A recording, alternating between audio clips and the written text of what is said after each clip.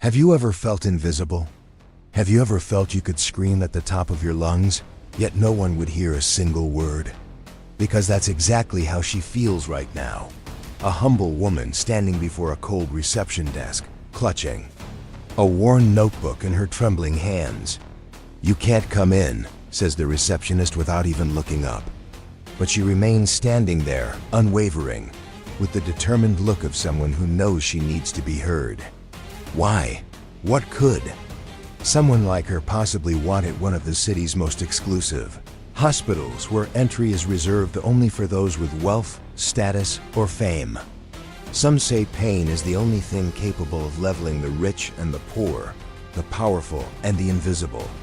But what if her pain were more dangerous than the illness itself? What if what she carries in that old notebook could reveal secrets powerful enough to shake the foundations of this luxury hospital? Maybe you think this is exaggerated. Perhaps you believe nothing can unsettle those at the top. But before this day ends, you'll realize that even the most powerful person can be brought down by a simple song. Because what this woman has brought isn't just an ordinary request, it's something capable of changing everything that no one notices. But while doctors and nurses rush through the hallways, a little girl fights for her life behind the ICU doors.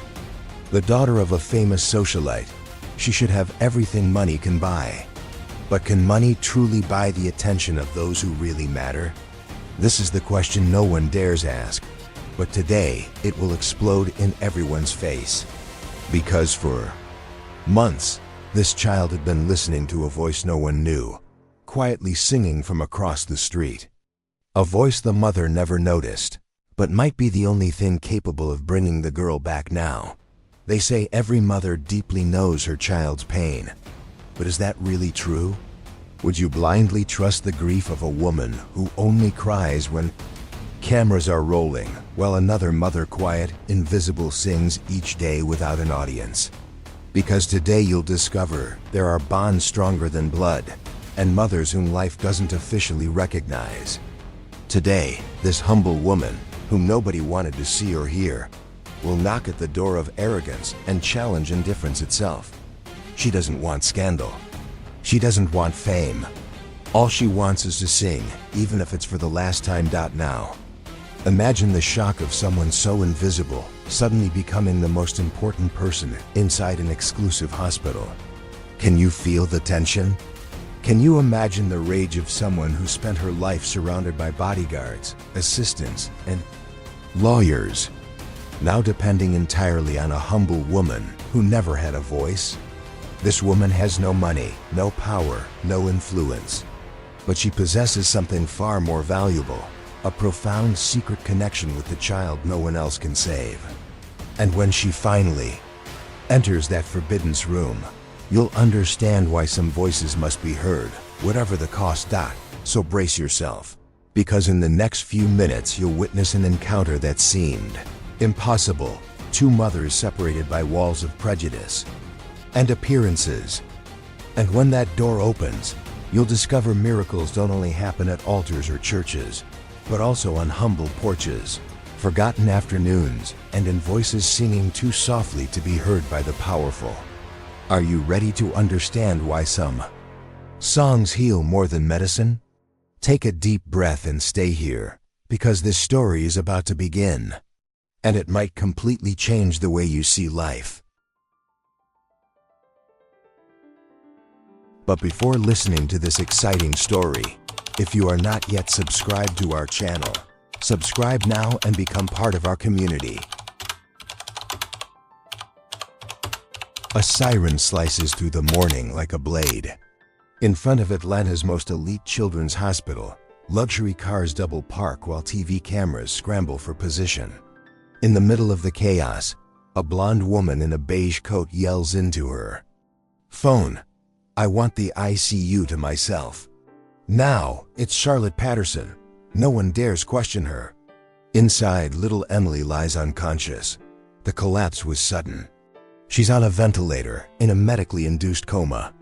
And outside, someone waits, across the street, almost invisible beneath the marble shine and flashing lenses. Miss Dolores Freeman clutches a worn notebook with curled edges. Her gray braids sway gently in the breeze. She says nothing. She just watches. A nurse rushes past and nearly bumps her. A security guard approaches, no questions asked. "Ma'am, you're not authorized. Please turn back." Dolores lowers her eyes. Her floral dress sways slowly, but something urgent beats in her chest. She hesitates. 2 steps back, then forward.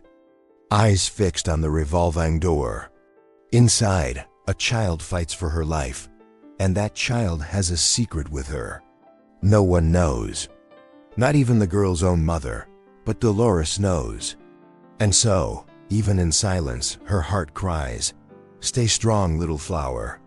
"I'm here." She doesn't argue, doesn't raise her voice. She tucks the notebook back into her bag and quietly takes a seat beneath the old oak tree. Time moves. Nurses dash by. Helicopters circle overhead. Outside, no one notices the old woman's presence. She doesn't beg, doesn't demand, but her eyes guard the hospital like a sentinel of hope. She watches the second-floor window. Knows exactly where the sunlight lands at 3 in the afternoon. That's where Emily used to sit. Or rather, used to listen. Quick cut to a silent flashback. A little girl by the window, staring down at the street as a soft hymn floats upward from the house next door. Dolores's voice, singing from the porch on quiet Sunday afternoons. No words exchanged, but a connection between a weary soul and one quietly aching. What the eyes couldn't see, the heart remembered. Back in the present, Dolores rises. Slowly, her knees ache, but she says nothing. She approaches the door again. The receptionist eyes her coldly. "Badge required." "Patient's name?" Dolores exhales. Says nothing. Her hand grips the notebook. The receptionist frowns. No answer, no access. She turns away. Dolores steps back. But before leaving, she closes her eyes and softly hums. A hymn, barely audible, as if only one child far away could hear. A nurse on the phone furrows her brow, sensing something stir. The wind shifts. For a brief second, the lobby grows strangely still, then chaos returns. But something was planted. The chapter ends with Dolores returning to her bench. Slowly, her hands now empty, but her face peaceful, as if she knows faith echoes even where ears don't listen. A slow zoom on her face reveals a quiet tear rolling down, and then we hear, like a final whisper, "If she hears me, she remember, and if she remembers, maybe she'll come back." Asterisk asterisk. The children's hospital lobby looked more like a convention hall. Cold lights glared off polished marble, catching the flashes from dozens of photographers. Charlotte Patterson walked like a celebrity on a red carpet, surrounded by staff and cameras. Her words were rehearsed. "My daughter is in critical condition. Please keep her in your prayers." The crowd nodded silently, like spectators at a show. But in the middle of it all, one figure remained still. Miss Dolores sat on the same bench as always, with the same calm eyes, and the same worn notebook clutched to her chest. Their eyes met briefly, but Charlotte looked away. She had interviews to give, a narrative to maintain. Dolores said nothing, just watched, as if she had seen this kind of pain before from a deeper place. Inside her bag, a freshly picked flower, still damp with dew. Beside the bench, a nurse whispered, "She comes every day and sings." Another nodded, unsure why it gave her chills. Few understood. Even fewer respected it. But something about Dolores's presence disturbed the air. At exactly 3 p.m., Dolores stood, walked to the front desk and gently placed the flower there. Then, closing her eyes, she softly sang an old hymn. On a hill far away stood an old rugged cross. Most didn't hear it. The receptionist looked uneasy, but a cleaning lady paused and closed her eyes too. For 30 seconds, the hospital felt Different. The song was nearly silent, but it stirred something deep. When she finished, Dolores gave a subtle nod and returned to her bench. Meanwhile, Charlotte argued with the medical team. "Who let that woman in yesterday? I want her gone." The doctor explained she never entered, just sat outside, quietly. "I don't care. She's damaging our image," Charlotte snapped. An older nurse murmured, "She doesn't come in, but she seems to know what's happening inside." Charlotte turned away. What disturbed her wasn't the presence, it was the mystery. That a woman with no money, no fame, had shaken something inside her. Outside, a young reporter approached. "Dolores, ma'am, may I interview you? People want to know who you are." She simply smiled and replied, "They don't need to know me. They just need to remember her." She nodded toward the second-floor window, Emily's room. The reporter paused, moved, then lowered his camera. This scene wouldn't go viral, but something sacred had been shared: faith with no stage, love with no transaction, presence with no spotlight. That night at home, Dolores opened the notebook. The pages were filled with childlike scribbles, simple phrases, and dried petals. Tucked between them, in the center, a drawing, a porch, a little girl at a window, and musical notes floating between them. Dolores traced her fingers across it like caressing a memory. "She heard me even when no one else did," she whispered. Outside the window, sirens wailed in the distance. But inside, all was still, the kind of stillness that holds promises. Meanwhile, Nurse Luana noticed something strange in Emily's charts. On the days that woman sings, Emily's vitals stabilize longer. She wrote it down in a private notebook. She'd been mocked for her faith before, but something in that voice touched where medicine couldn't. Luana began watching more closely, praying silently that no one would stop Dolores from returning. Because even from the outside, someone inside was being touched. The chapter ends with Charlotte standing before a mirror in her private suite. Her makeup flawless, but her eyes exhausted. In her hands, her phone. On screen, a photo gone viral. Dolores singing with her eyes closed. Charlotte zoomed in slowly, her lips trembling.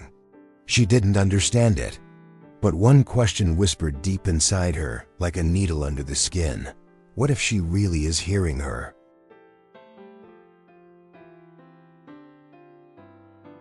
The night felt suspended in time. The hospital corridors were empty, filled only with the soft hum of heart monitors and the quiet drift of air from automatic windows. Nurse Luana walked alone through the pediatric wing. Her steps were slow, but attentive. As she passed the ICU, she noticed something odd. Emily's breathing pattern had changed. A subtle shift, too small for a doctor to catch, too big for a heart that believes in signs. Luana stood still, watching the monitor. It wasn't a medical improvement, but something had shifted. She walked to the reception hallway and froze. There, outside the glass in the dim light, stood Miss Dolores, her hands on her chest, eyes closed. She was singing. Not loudly, but the sound crossed the glass like the hospital had been built to receive it. The melody was the same, but the tone carried urgency, like a plea born from the soul. Moved by instinct, Luana dimmed the corridor lights and closed the door. She lowered the alarm sounds and just listened. The hymn filled the space with a thick kind of peace, as if God, time and pain had signed a silent treaty. Emily, still for days, flickered her left eyelid. Barely visible, but Luana saw it. She saw because she believed. On the monitor, the heart rate climbed slightly. Just slightly. But it climbed. She ran to the nurse station, checking the records. Nothing like this before. The singing stopped and Emily's vitals returned to baseline. Luana swallowed hard. She walked back to the window and gave a subtle hand signal. Dolores saw it and understood. The next day, at the same hour, Dolores returned. So did Luana. But this time, everything was ready. Low lights, empty hallways, staff reassigned. When the hymn resumed, the monitors jumped again. Charlotte arrived unexpectedly, bringing a film crew for a public gratitude video.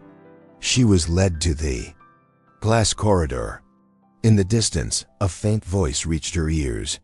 She froze, focused her gaze, and there stood Dolores, singing with her eyes closed.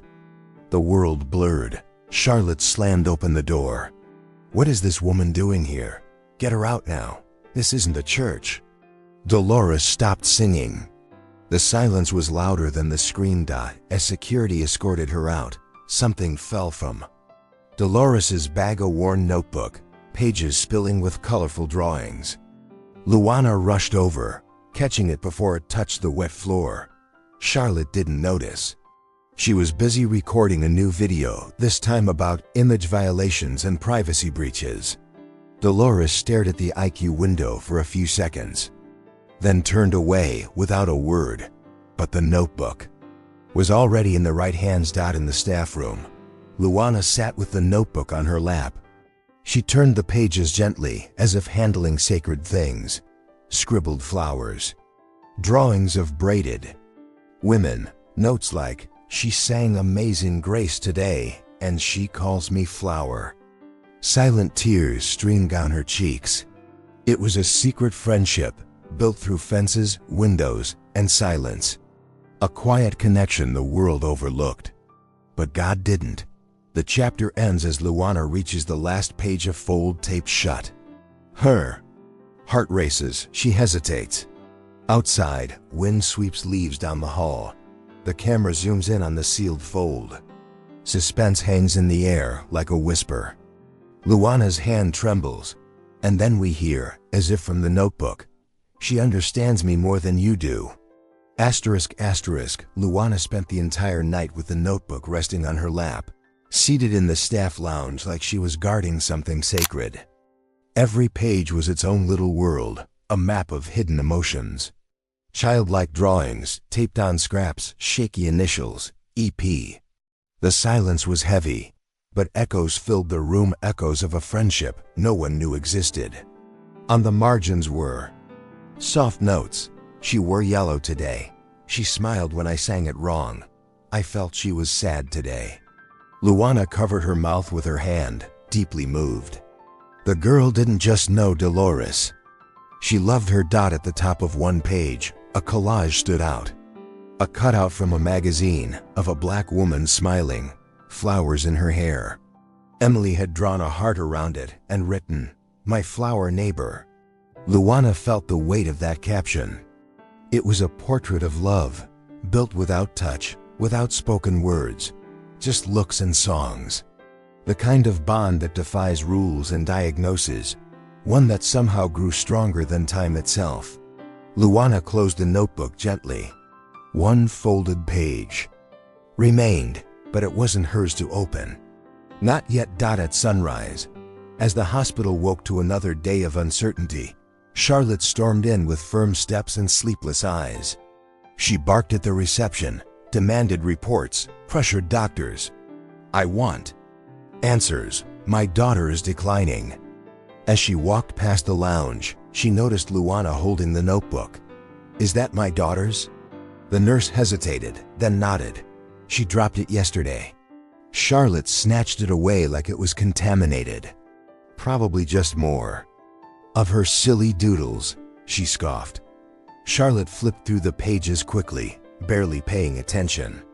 But something in the handwriting made her pause. A note read, "She cried today. I don't know why, but I sang anyway." Another, "She seemed scared, so I drew a butterfly." Her brow furrowed. Her hands trembled slightly. Then she found the page with a heart drawn around a woman in a floral dress. Her eyes widened.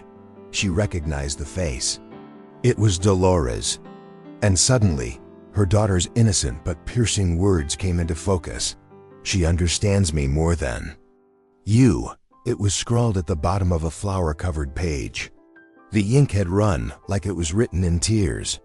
Charlotte dropped the notebook into her lap as if it burned her. She didn't know what to feel. Anger? Shame? Confusion? Her tidy world of control unraveled around the edges of that battered paper.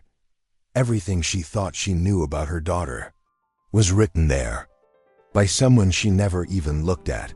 Luana, seeing the shift in her expression, spoke gently. "She's not a stranger. Your daughter listened to her every day. She answered her with those drawings."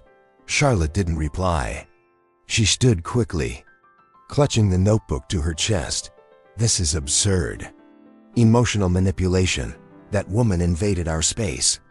But her words rang hollow, weak, as if even they had grown tired of lying. As she walked away, the camera lingers on her trembling hand and the notebook clutched like a child's pillow. That same morning, Dolores brewed her tea in silence. She sat by the window, as always. She didn't know what had happened at the hospital, but something felt different inside her chest, as if a page had turned without her noticing. She looked at her garden and noticed the flowers were blooming earlier. "Did she hear it?" she whispered. Then she stood, picked up a clean scarf, a white flower, and stepped out with the calm pace of someone who walks by faith, not recognition. The chapter ends with Charlotte sitting alone in one of the VIP waiting rooms, the notebook still on her lap. In front of her, the taped fold. She stared at it, but didn't open it. Instead, she pressed her ear against the paper, as if hoping to hear her daughter's voice. Outside the window, Dolores approached the hospital, flower in hand. The two women hadn't seen each other, not yet, but fate, like the notebook, was about to be opened. That afternoon, Luana walked toward the hospital's inner garden with restrained steps. Her palms were sweating, and the worn notebook, now wrapped in an improvised ribbon, felt twice as heavy.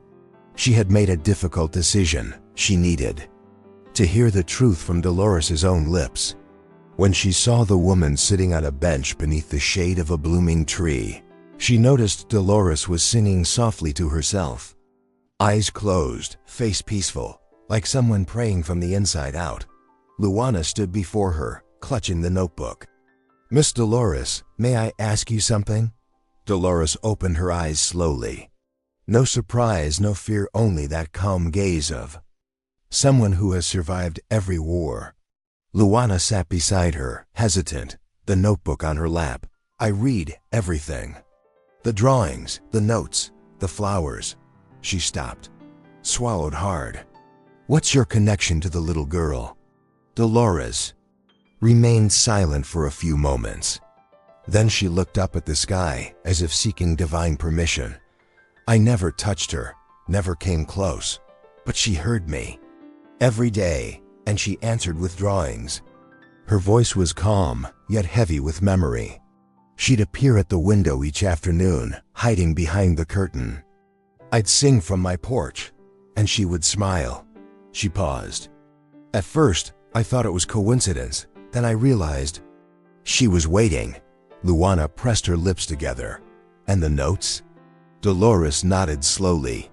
"They started showing. Up on the fence, little colored papers. A drawing, a phrase, a flower taped to them." She exhaled deeply. "I didn't know her name, but I knew she was a flower." Luana held back tears, but her voice trembled. "She grew attached to you. You saved her days." Dolores smiled gently. "And she saved mine." She shared how, after retirement and her husband's death, her home filled with a silence not even hymns could soothe. Until one day, a little girl heard me. She placed her hand over her heart, and I started singing just for her. Sometimes I'd sing off key on purpose just to make her laugh. The two women locked eyes.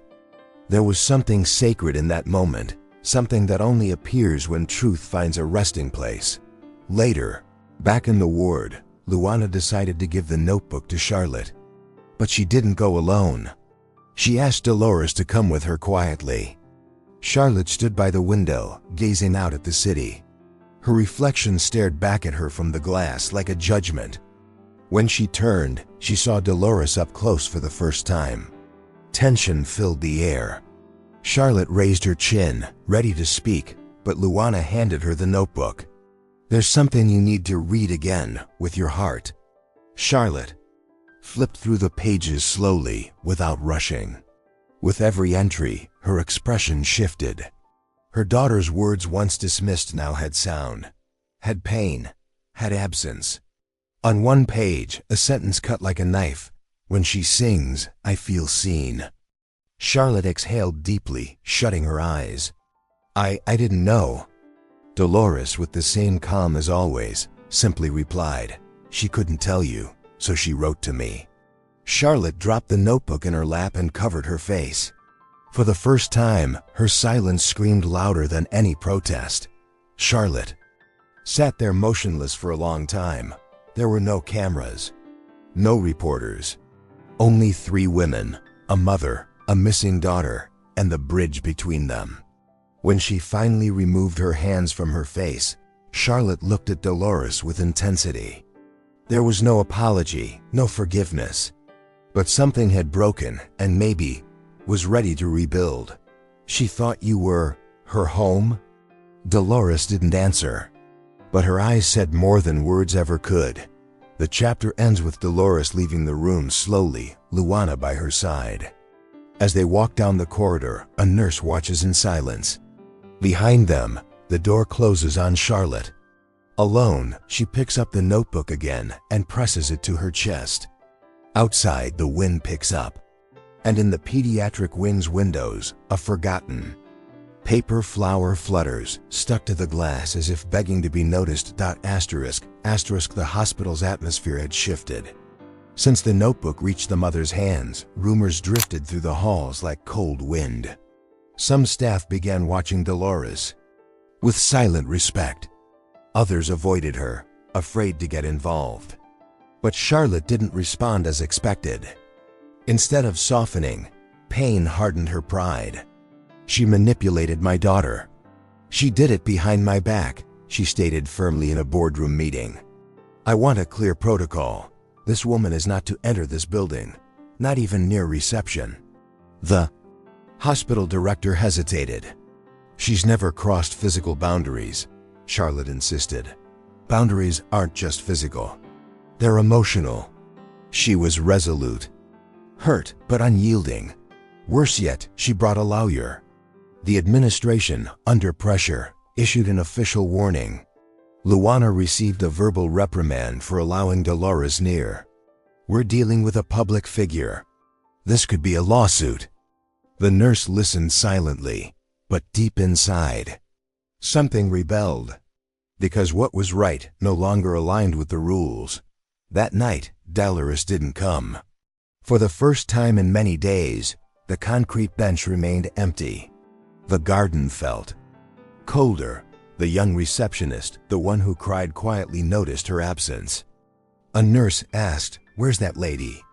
The other answered softly. They silenced what only God could understand. Luana walked the halls with lowered shoulders. She knew Dolores's absence wasn't a lack of faith, it was an open wound. And inside the ICU, without knowing, Emily began to grow quieter. In the monitors, Emily's vitals became erratic. Nothing urgent yet, but noticeable to attentive eyes. "She's unstable again," a resident noted. The chief doctor nodded. "We may need to advance the invasive protocol." Luana interjected, "Wait 24 more hours." The doctor looked at her. "Wait for what?" But Luana didn't reply. Because this wasn't about science. It was intuition. The kind of knowing that doesn't fit in medical records.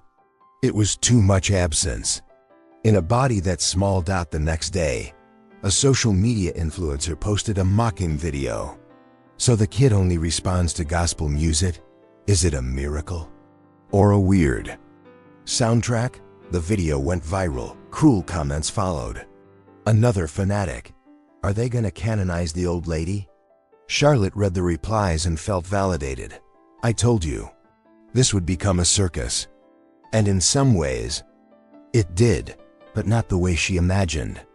Because the more they mocked the silent faith, the more people began to wonder if maybe it was real. 3 days passed with no sign of Dolores. Then, on the morning of the 4th day, Emily's oxygen levels dropped sharply. Alarms blared. Nurses rushed in. Doctors followed. Charlotte, asleep, on the VIP lounge couch, jolted upright. What's happening? No one answered. The tension was thick. The doctor asked for silence, adjusted equipment, more scans, more tubes.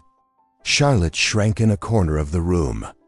For the first time, she felt truly alone.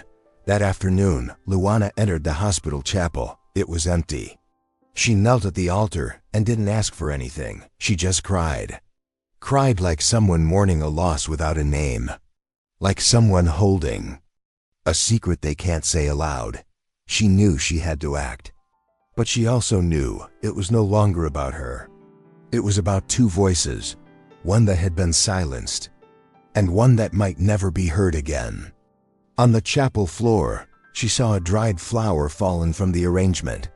She picked it up and tucked it in her pocket.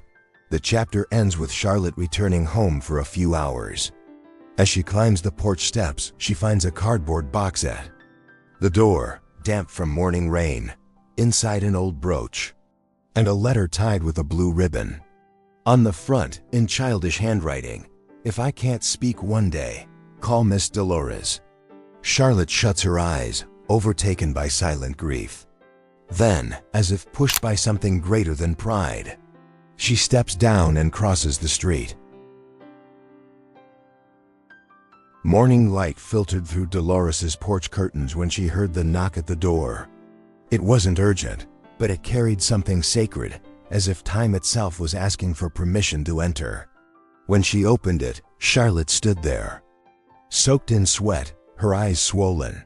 For a second, neither of them spoke.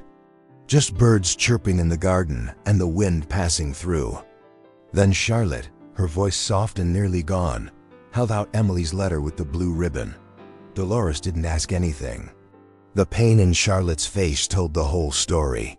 They stood in silence, facing each other, holding the weight of something much older than them both. Charlotte clutched the brooch. Dolores wore her scarf. Finally, Charlotte asked, "Do you still sing?" Dolores nodded. "I do, but today, only for her." Charlotte took a breath. "Then come with me." Dolores simply grabbed her coat, a white flower, and closed the door with the care of someone sealing a prayer. As she stepped down the stairs, Charlotte extended her hand. Dolores hesitated, then took it. They crossed the street like crossing generations. The hospital felt colder than usual, but something had shifted. A murmur passed through the halls. Curious eyes turned away out of respect. When they reached the ICU, the head doctor was informed, "She's here. Miss Dolores." The doctor nodded. "Let her in." Charlotte said nothing. She held Dolores's hand until they reached the room. Inside, Emily lay still, her skin pale, machines beeping with tension. But the room was waiting. Dolores approached without making a sound. She looked at the child with deep tenderness, lifting her fingers near the forehead without touching. Then she stepped back, closed her eyes, and began to sing. The melody was slow, filled with longing made of memory. "Hold on to God's hand." The doctor's eyes welled up. Nurses froze, clipboards resting on their laps. Then, like a shy whisper, the heart monitor steadied. The respiratory curve eased, and a single tear slipped from Emily's closed eyes. Charlotte collapsed into a chair, overwhelmed. She covered her face and cried openly, for the first time without shame. She cried as if letting go of her pride. Dolores kept singing. The second verse came stronger. "If the journey is heavy." On the third repeat, Emily opened her eyes. She didn't speak at first, just looked at the ceiling. Then slowly she turned and saw the porch woman. Dolores stopped and smiled. "I'm here, little flower." Emily, struggling, whispered, "I dreamed of the porch." The words came faint but clear. The doctor rushed in, adjusted the oxygen. Her smile betrayed quiet relief. She's back. Charlotte stood on shaky legs, trying to touch her daughter. But Emily kept her eyes on Dolores. The woman knelt beside the bed, holding the child's hand for the first time. Not as an outsider, but as someone who had always been there. Emily closed her eyes again, peacefully. Charlotte stepped back, letting the tears fall freely. She knew what it meant. She knew what she had lost, and what might still be mended. Dolores rose and looked at Charlotte. For the first time, there was no wall between them. Just two mothers separated by biology, united by love that binds where blood cannot. Charlotte whispered, "Thank you." Dolores shook her head. "She called me." The doctor asked everyone to step out for a moment. The two women remained in the hallway, silent, and in that silence, reconciliation began. Not with words, but with presence. The chapter ends with Emily sleeping peacefully. At her bedside, a small portable radio plays soft hymns. Outside on the concrete bench, Charlotte and Dolores sit side by side. A passing doctor slows down at the sight. The world doesn't know. But at that very moment, something deeper than time was healed. Morning sunlight touched the pediatric ward windows with a gentler glow than the days before. Doctors walked with slower steps. It was as if the air in the hospital had changed. Dolores arrived early, this time with Charlotte by her side. Not as an escort, nor as an official guest, but as someone who had finally understood, late, but still in time, that not all love needs a title. As they crossed the lobby, staff turned their eyes out of respect. Some smiled softly, others just watched. But no one dared to question her presence anymore. Emily was awake, weak but aware. Her eyes scanned the ceiling, and she smiled faintly at familiar faces. The doctor approached and said, "She can hear more clearly now." Charlotte stepped forward carefully, but Emily looked at Dolores first. And in that moment, everyone saw it. A bond preserved by time, distance, and silence. Dolores sat beside the girl, took her tiny hand and gently removed her scarf. "Today, I'll sing quietly. Just for you." She began with a song she hadn't sung in years. It wasn't a hymn anyone knew. It was a melody her mother had taught her long ago, in the warmth of a small wooden home. It sounded like a prayer without words. Emily closed her eyes and smiled. The monitor showed slight improvement. Her breathing eased. Charlotte cried silently in the corner, torn between guilt and gratitude. She didn't know how to rebuild what she had neglected. But she knew, finally, that she wanted to. The doctor watched, choosing not to interrupt. Sometimes, healing came differently. After the song, Dolores pulled a faded envelope from her bag. "She dropped this one day through the fence. I kept it." It was a drawing. Two women standing side by side, with a flowered house behind them. The smaller one had braids. The taller one wore a scarf. At the bottom, in wobbly letters, "My favorite home." Charlotte held the paper with shaking hands, looked at her daughter. Emily gave a slow nod, tired but truthful. Dolores smiled and whispered, "You never needed much. Just to be seen." Later, at Emily's request, the doctor allowed a brief visit to the hospital garden. With help, the girl was wheeled outside. Dolores walked beside her, holding a parasol against the sun.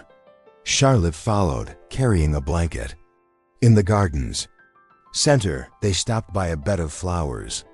Emily pointed to a purple bloom. "It looks like the ones on the fence." Dolores smiled, teary-eyed. "It's the same flower, little one. It spreads when it finds light." There, in that garden of glass and concrete, Emily scooped a bit of soil into her palm.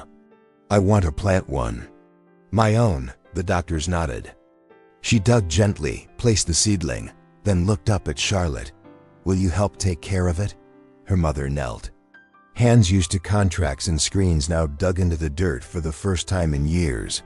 "Of course, sweetheart." And for the first time, Charlotte felt what it meant to be needed, without needing to be perfect. Dolores watched with a smile. Not of victory, but of love finally blooming. Back in the room, Nurse Luana stood waiting. She wanted this. She held a small restored radio, loaded with Dolores's hymns. Emily clutched it like treasure. "Now. I can hear you always." Charlotte looked at Luana, her eyes full. "Thank you." The nurse just nodded. She never stopped listening. She just needed reminding. Then, for the first time, the three women embraced. Different in every way. United by a song. The chapter ends with the camera rising slowly, showing Emily's window. Inside, the radio hums gently. In the garden, the flowers sway in the breeze. Dolores sits on the hospital bench, and Charlotte joins her. They sit in silence, side by side, watching the world outside. A world that, for one rare moment, feels at peace.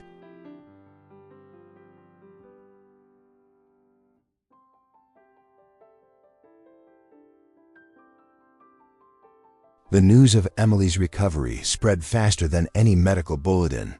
It wasn't the hospital that made the announcement. It was the people. The mothers in the waiting room, the janitors, the emotional receptionists.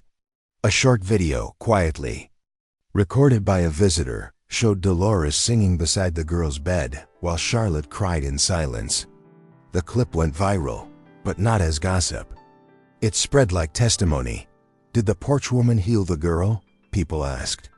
And even those who didn't believe stopped to listen. Social media was divided. Some called it coincidence. Others, divine intervention. But one thing was undeniable. Emily's vitals improved when Dolores sang. A local journalist began investigating. He interviewed nurses, reviewed records, and spoke with Luana off the clock. Days later, he published the story, The Voice Medicine Couldn't Explain. It outlined how Emily's vitals responded to the woman outside. The report revealed something deeper than science or faith. Humanity. At the hospital, leadership felt compelled to respond. The head doctor held a press conference. Standing beside her were Charlotte, Dolores, and Luana. The auditorium overflowed with media. Microphones everywhere. When the doctor spoke, she used clinical terms, but her voice trembled. The data shows a pattern, and we can't deny that Miss Dolores's presence had a real effect on the patient. Charlotte held her daughter's notebook, and for the first time, she spoke publicly. She wasn't just a neighbor. She was the only voice my daughter heard. The reaction was immediate. The room filled with quiet applause that grew louder. Dolores remained silent. On her face, no pride, only restrained tears. She never wanted a spotlight. She wanted peace. And now, she knew she had done what was needed. Later, the same journalist visited her at home. He brought an old photo, printed in matte. It showed Emily months before, gazing out the window. And in the background, blurred but clear, was Dolores singing on the porch. Found it on a design blog. We only miss what we refuse to see. That afternoon, a letter was left at the hospital front desk. No sender, inside. To the invisible woman, God never let go silent. With it, a bouquet of purple and white flowers. The board made a decision. Dolores would have free access to the pediatric ward, not as a patient, not as a family member, but as presence, as sound, as an embrace from afar. On the hospital's bulletin board, they posted a quote from Emily's recovery. She sang courage into me. At home, Dolores placed the photo in a light wooden frame. She set it beside her old piano, next to her open Bible, Psalm 46. God is our refuge and strength. She didn't speak of miracles. She used no grand words. But everyone who passed her house felt something had changed. The garden looked brighter, the wind felt lighter, and the porch, once silent, had become a sanctuary. Charlotte began visiting often. She brought Emily to drink tea and listen to stories. Slowly, their conversations grew, their memories intertwining. One day, Emily looked at a wall lined with old photos of children. "Why are they all black?" she asked. Dolores answered gently, "Because they were my flowers for many years." Charlotte understood. She also understood why her daughter had blossomed there, in soil where love wasn't declared, but planted. The chapter ends with Emily returning to school, greeted by applause. In her backpack, the small radio with Dolores's hymns. In her pocket, an envelope. Inside, a photo of her hugging the porch woman, both smiling. The camera pulls away, revealing the street lined with flowers, where two homes share the same block, but now without invisible walls, because the voice that was once silenced became living proof that some bonds don't need to be explained. Asterisk, asterisk. Have grown proof that some bonds don't need to be explained. Was late afternoon when Dolores heard soft footsteps climbing her porch. On the other side of the door, a young and timid voice. "Miss Dolores?" When she opened it, a nurse in a white coat stood holding an old envelope. She introduced herself as a new staff member in the pediatric ward. "We were sorting through old ICU files and found this." It was tucked inside a box between old patient papers. Dolores accepted the envelope gently. Her name was written on the front in a child's handwriting. She recognized it instantly. It was from Emily. She sat slowly in her porch chair, the envelope trembling in her hands. The nurse hesitated. "May I stay?" Dolores nodded. With steady fingers, she untied the blue ribbon and unfolded the yellowed paper. The writing was delicate, some words misspelled, others crossed out. "Dear Miss Dolores, if I ever disappear and you don't see me again, please don't forget me." Dolores placed a hand over her chest. "Mommy wants to send me away to a big school. I don't know. I cried a lot. I don't want to go. I want to stay here, listening to you sing." Dolores's eyes filled with tears. The letter continued. "I thought about running away, but I don't know where to go. So I'm writing this to say you were the best part of my life. Even without knowing me, even without hugging me." The nurse quietly wiped her tears. Dolores took a deep breath. When did she write this? The nurse replied, 2 months before the collapse. Dolores closed her eyes. She remembered that weekend. The different songs she had chosen to sing. The silence she felt from the window. It was the same day Emily had locked herself in her room and cried alone. In the final part of the letter, the words were barely a whisper on the page. "If I don't come back, don't cry. You were my real mom." Dolores pressed the letter to her chest. She didn't speak for a while. The curtains fluttered in the breeze. The kettle whistled from the kitchen, but no one moved. When she opened her eyes, the nurse saw that Dolores wasn't crying just from sorrow. It was gratitude, fulfillment, and something neither time nor distance could erase. True love. The next morning, Charlotte arrived with Emily, now recovered, at the porch. She asked to come, said she had something to show you. Emily ran to Dolores holding a small envelope. "I wrote another letter, this time with the right words." The old woman smiled and sat beside the girl. She read in silence, then hugged her gently. "I'll keep this one close to the first." Charlotte stood nearby, holding a basket with bread and tea. "Thought you deserved a better breakfast," Dolores smiled. Simple, but full of meaning. And that was enough. The three sat together on the porch. Emily recited a verse she had learned from Nurse Luana. "Old things have passed away. Behold, all things have become new." Charlotte held back tears. Dolores looked up at the sky. She understood. The girl pulled her radio from her pocket and turned it on. An old recording played. It was Dolores's voice, singing softly. The notes filled the air like invisible hands cradling each of their hearts. And there, on that wooden step, a new story was beginning. At the end of the day, Charlotte asked to take a photo with Dolores and Emily. The three of them, side by side, smiling.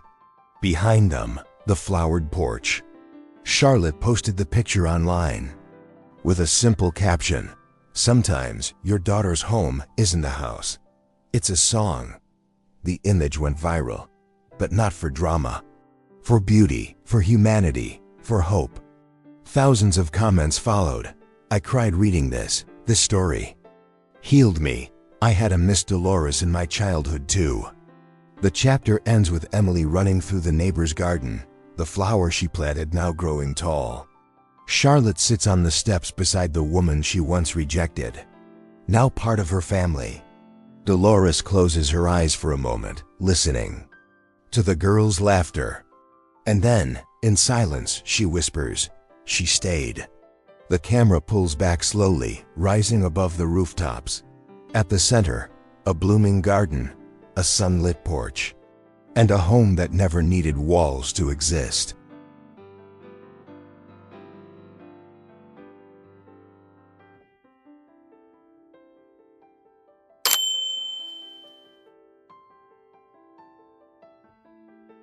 Some stories don't end when the pain fades, but when silence finds a voice.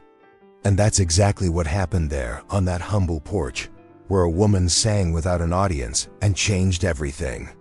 Yes, Emily survived, but the real miracle wasn't the awakening of her body.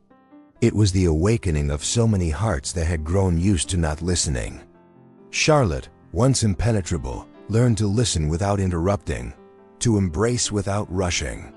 Dolores, though never officially called a mother, planted roots in the heart of a child who just wanted to be seen. And Luana, the nurse who believed in the invisible, showed the world that sometimes it only takes one brave person to break the protocol of fear. In the end, no one came out unscathed. But everyone came out more human. That letter found at the bottom of a box wasn't just a piece of paper. It was a map. A cry for help written by a little girl who already knew what the adults still denied. That true love isn't shouted, it's lived. And Dolores lived that love with the quiet strength of someone who had once been forgotten but refused to let another soul be. What she sang weren't just hymns. They were silent declarations of care, gestures without witnesses. And in the end, that's what saved a life and healed another. Because some wounds don't need medicine, they need acknowledgement. How many Miss Doloreses are out there, being ignored while carrying someone's healing in their chest? How many voices muffled by hurry, by prejudice, or by status are still waiting for a simple "I hear you"? Maybe you walked past one today without noticing. Maybe you are one of them. What this story shows us is that true impact doesn't come from those who shout the loudest, but from those who stay when the world closes the door. Not every miracle shines. Not every heroine wears a cape. Sometimes all she carries is a scarf around her neck and a song in her memory. If this story touched a part of you, the tired, invisible, forgotten part, remember, you are not alone. There is beauty in continuing without applause. There is strength in being a presence when everyone else turns away. Dolores never wanted recognition. She only wanted one child to know she was loved. And maybe that's the greatest legacy of all, to love without needing to be remembered. Because in the end, the stories that matter most are the ones that sing from the inside out. If this story touched your heart, subscribe to our channel, turn on notifications, and share it with someone who needs to hear this. You might be the voice someone is waiting for. You might be the porch where a new life begins. And who knows? The letter that was never delivered may still be waiting to be read.